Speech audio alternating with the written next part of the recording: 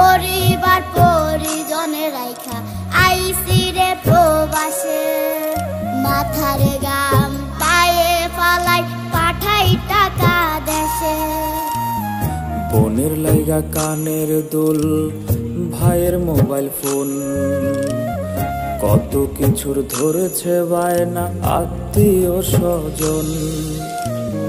কইছে কতদিন আমার মারে দেখি না, খেয়ে মারা চলে মুখ মুছতে পারি না। কষ্ট চাইপা মুস্কি হাইসা মায়ের কাছে কইছি, কাইন্দো না গো